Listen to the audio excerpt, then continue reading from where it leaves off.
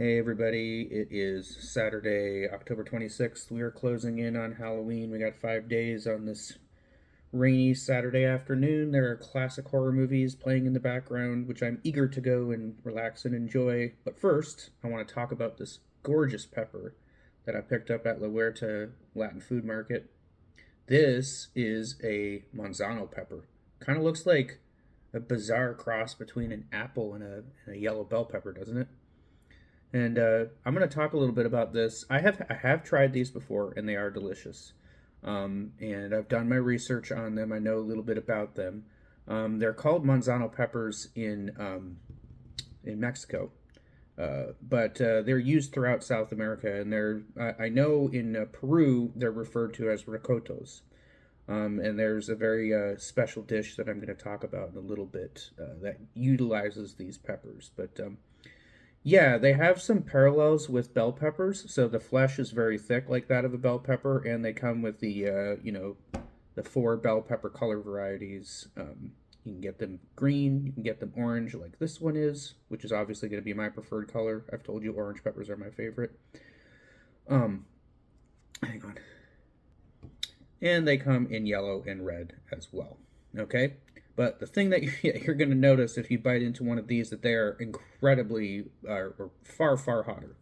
Um, so the Scoville heat range is all over the place, and I think there must be different variations of the pepper because, as I understand it, the Manzano pepper, as it's referred to in Mexican cuisine, the Scoville heat unit range is about 10,000 to 30,000. So at their very hottest, they're about 6 times hotter than a jalapeno. Um, but I have read that there may be other variations of this pepper that range up to 250,000, which is getting like into habanero territory. So, well, it's actually past habanero territory because the range of orange habaneros is 100 to 300 Scoville heat units. So, yeah, I'm pretty confident that this is not going to be, a blast of heat on that level, but I think it's going to be kind of spicy. And you're going to see something else really cool when I cut into this pepper as well. Let's cut into it.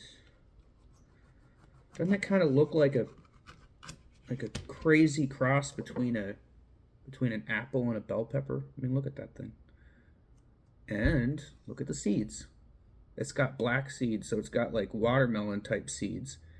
And then it looks like a bell pepper. Otherwise, it smells bell peppery, but there's a little bit of a cucumbery. It's like there's some cucumbery scent in there, and then it's bell pepper scent, and then there's a bitterness to it also. Hmm. Smells very good. It does smell a little bit intimidating though. I think it's the bitterness. The bitterness is indicating to me that there's going to be some real heat in this. I associate bitterness and peppers with heat. Even though when sometimes they don't, they turn out not to be hot when I bite into a pepper. Off most of the time, when I smell that little hint of bitterness at first, that indicates that it's going to be hotter than normal. So, I had a really bad experience with a Fresno pepper. It was a rogue pepper. I swear it was a rogue pepper because it was as hot as a bird's eye chili. It was at least 150,000 Scoville heat units. And Fresno peppers are only supposed to be like range up to like 15,000 or maybe 20 at the hottest. So this was some kind of crazy Fresno pepper, but I remember when I smell tested that thing before I bit into it, it was a bitter aroma. So maybe this is a really hot one. I don't know. We'll have to see. Let's cut into it. Now, these peppers are known to be magnificent in hot sauces as well. So I got a couple of these Manzano peppers. I'm only going to take this one bite of it because I actually want to use the rest of these peppers in cooking. Okay. Mmm. Bitter. Oh, wow.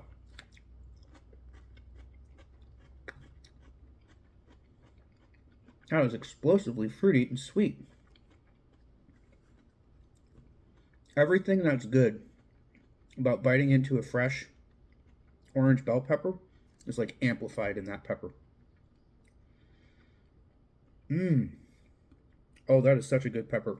And I'm not one who typically will say that about. I mean, I don't do the raw pepper thing very much on my channel because I just simply don't enjoy them that much most of the time.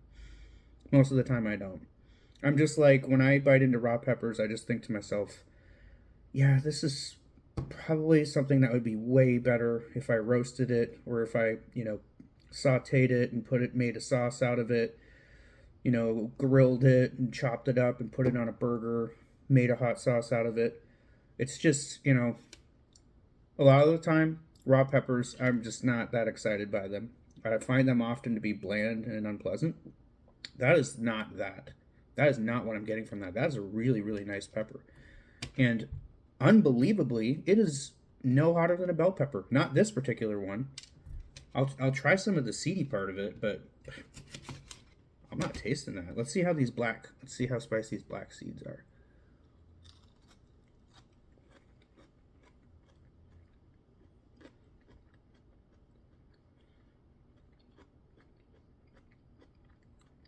Okay.